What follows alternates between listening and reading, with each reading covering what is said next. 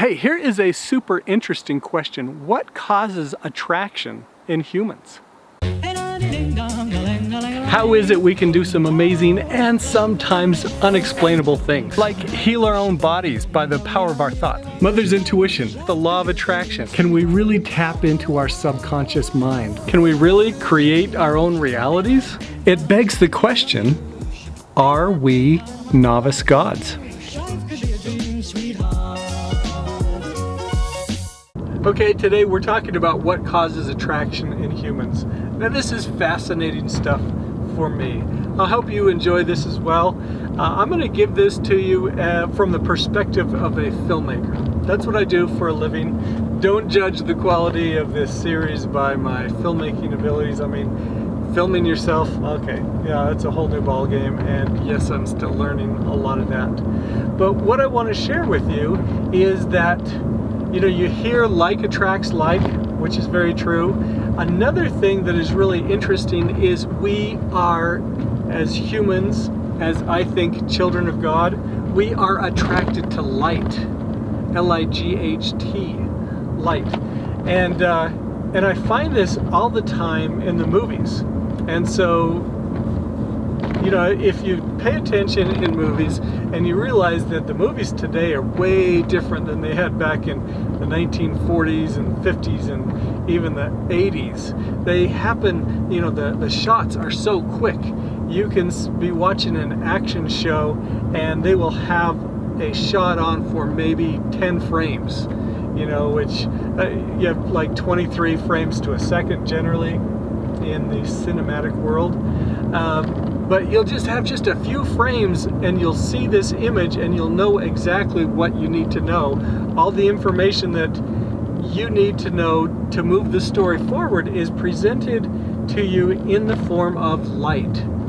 And so if you take a still frame from any quality movie, what you will notice is the lightest part generally of a shot is the part that you're supposed to pay attention to. And so generally that's faces. We want to keep faces bright. We'll put light on faces so that people know where to look. And there may be elements to the story that they want you to know and pay attention to. If he grabs his keys, if whatever is in the story, in the sequence, it is portrayed to you by light. We are attracted to light. Whenever I do filming with people, I do a lot of documentary stuff, a lot of interviews and things. People always ask what to wear. And I am right now showing you an example of what not to wear. Because I tell people to stay away from white. I tell them to stay away from white shirts because white causes conflict. And so as you're looking at me right now, the lightest part of the image is my shirt. It's just glowing. And your mind, your eyes, you are attracted to the brightest part of the image. Like moths to a flame, we seek out light. I think that is because we are children of light. We have God's DNA within us, and so we crave this light. So if you're thinking about, okay, what makes other people attracted to me, what makes, to you want to kind of figure this out for yourself so that you can be, so that you can be the best full version of yourself, but also so that you can have the kind of rich relationships that you want. You want to pick the kind of people to hang around with that lift you up and that make you a better person. And how are those people going to be attracted to you? Well, the secret is it's your light. And does that mean that you wear bright clothes like this? No, don't do that if you're filmmaking, if you're on camera.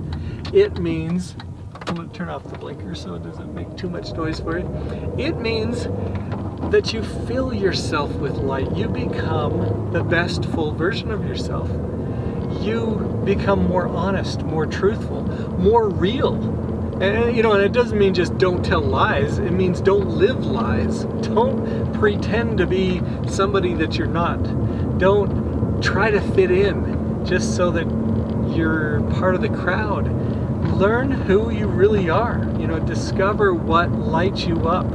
Discover who you are to your core, as you do that, as you become more truthful, more honest, more real, more authentic, you will find that you are being filled with more light.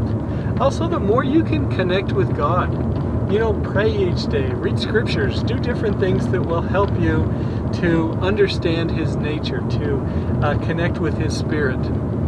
And as you do that, again, these are things that will help you just kind of get rid of some of those layers that just cause kind of a fog to come over you, but it will help you to really be true and honest with who you are. I hope that makes sense to you.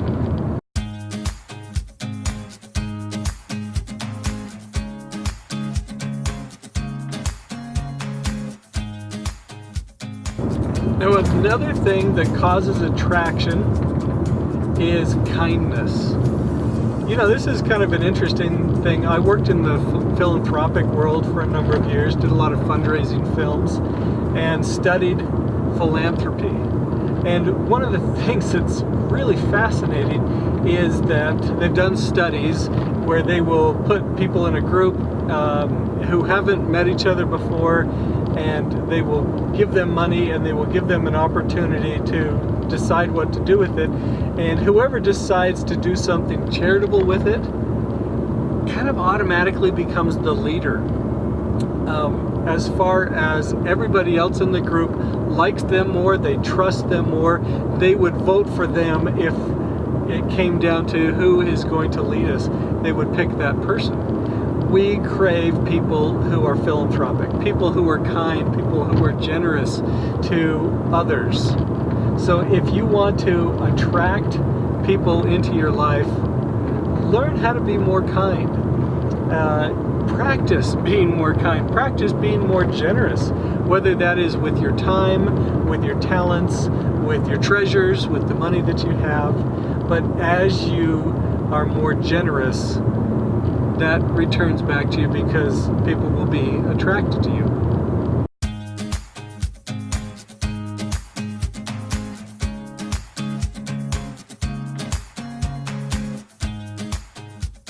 Now, one book you might want to check out is Dale Carnegie's book, How to Win Friends and Influence People. Now, I stayed away from this book for a long time because I thought it was how to manipulate people to be your friends and to do what you want. And that isn't the message of the book at all. The book is this wonderful, just obvious thing about how to be a kind, loving, generous person who pays attention to other people's feelings, who listens to them, who is genuinely interested in them, shows that and is just the kind of person that you want to be around.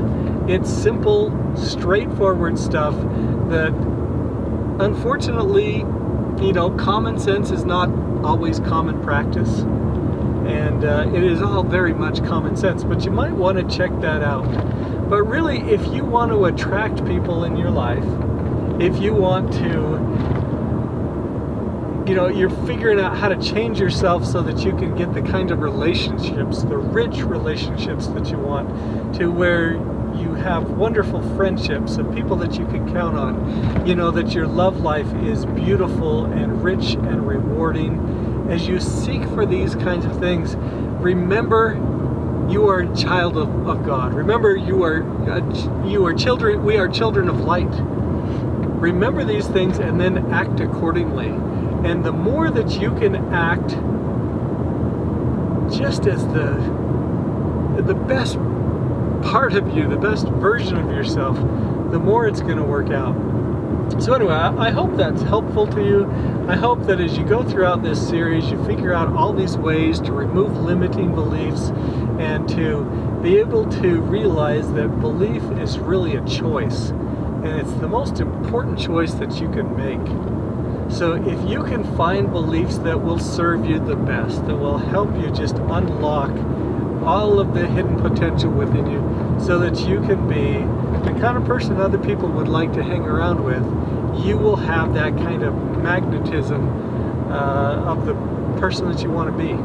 So anyway, I hope that is helpful. I hope that you enjoy the rest of the series, and don't forget to subscribe, because we have a lot more questions and a lot more interviews that will help kind of unlock some things. Thanks very much. Are you looking to make the world a better place? Visit me at scottwilhite.com and sign up to become an Impact Insider. I'll keep you updated on the topics and ideas that may help you become your best, true, full self.